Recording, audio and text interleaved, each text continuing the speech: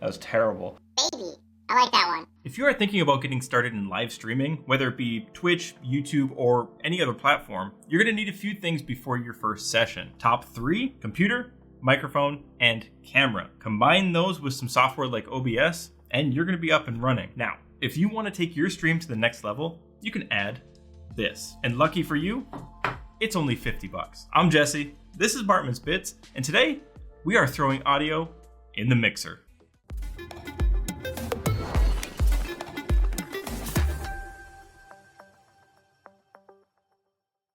So this is the Fifine SC3 audio mixer, and it's another addition to Fifine's line of budget-minded audio products aimed at providing quality audio components to gamers without breaking the bank. So let's go over the physical aspects of the SC3, and then we'll get into why this should be added to your streaming equipment wish list. To start, there is an XLR input for plugging in your microphone. There is also a switch to go in between dynamic and condenser style mics. There is a 3.5mm headset input, line in, headset output for monitoring, and a line out. To finish it off on the back, there is a USB-C connection for hooking up this audio mixer to your PC. On the top, there are soft buttons lining the side, starting with the 48-volt phantom power, the electric button, which will auto-tune your voice to whichever key you select. There are 4 custom buttons that allow you to record some audio and play it back whenever you like. Along the bottom, there is a mute button for mic, line in, and line out, as well as a button for turning on direct monitoring.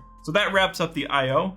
Let's get on to the quality. The housing for the SC3 is plastic. The sliders, plastic, and that's okay. It's $50, remember? The buttons are large and spongy with a satisfying tactile click when pressed. The sliders are okay, but not perfect. There's a little wiggle when moving, and I'm not sure how long they're gonna last, but at this moment, well, they get the job done. Moving them up and down doesn't have the smooth, satisfying feeling of high quality resistance, but rather it feels like it's grinding slightly.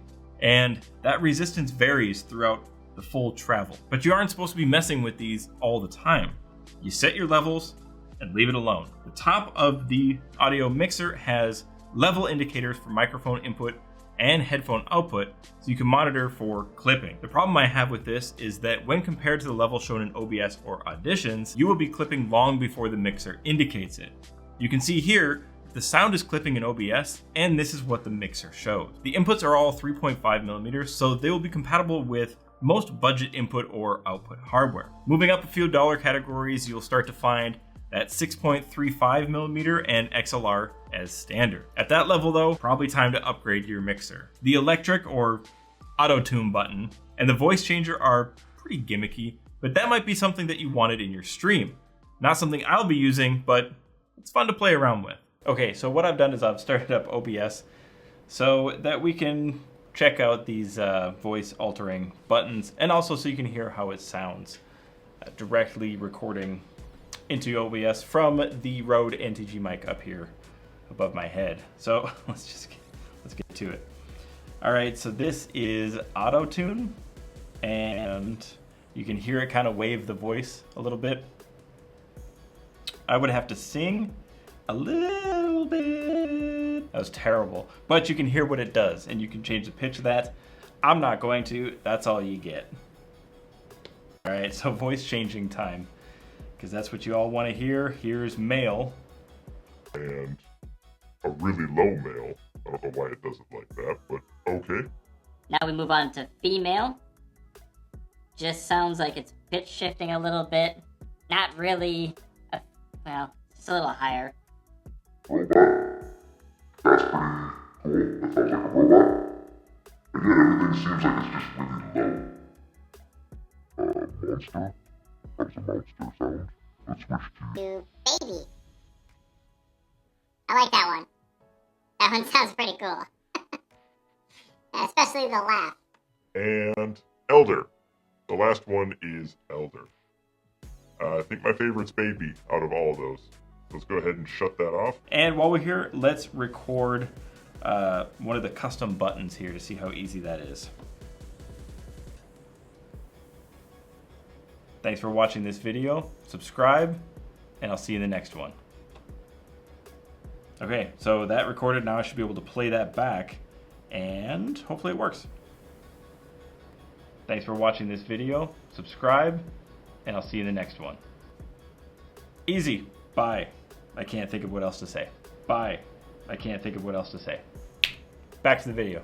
The RGB is honestly really great. Now, I mean, let's just turn it on now. I wouldn't have this on anything other than this rainbow pattern because the solid colors, well, they just don't look that great. There's also a bit of light coming out of the bottom here, enough that it kind of barely shows up underneath the unit here. So being able to adjust the RGB through a button on the mixer is also a huge bonus. So the colors that you choose on here really shine through on the edges of the buttons. It's a full color without being, well, harsh. It's also nice that these buttons will turn white when they are active, like the 48 volt power here. Turn it off, goes back to RGB. Something like the electric or the voice changer, when you press it, it shows you what you're on with a little LED down here. And if you want to deactivate it, you just press hold and it goes back to RGB, meaning that it is off. The bottom buttons do the same, glowing white as you activate them. That way you can tell when they're muted. That's a nice little feature to clearly see what you have muted,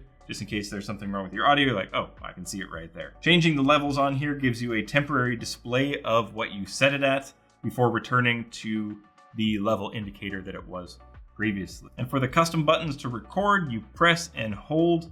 It will show you when to start recording your voice. Hold it down until you're done. Once you're done, a simple press will show that it is playing your recorded audio.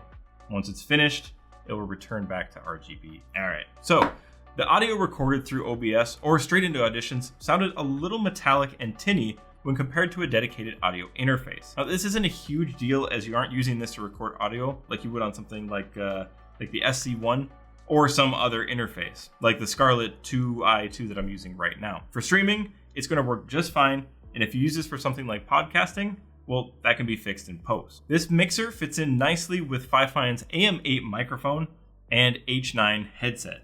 With that whole combination, the door is wide open for starting a stream. I think it looks great and it gets the job done. There are a few lower quality components in this design, but functionally it works as advertised. There are plenty of input options with direct monitor and adjustments of all the important levels. Throw in a few custom buttons and this is a win for me. If you want to check this out, head to the description below where you can find a link to the SC3 on Amazon. That is an affiliate link to help keep the content coming on this channel. Thank you all for watching. Don't forget to subscribe, and I'll see you in the next one.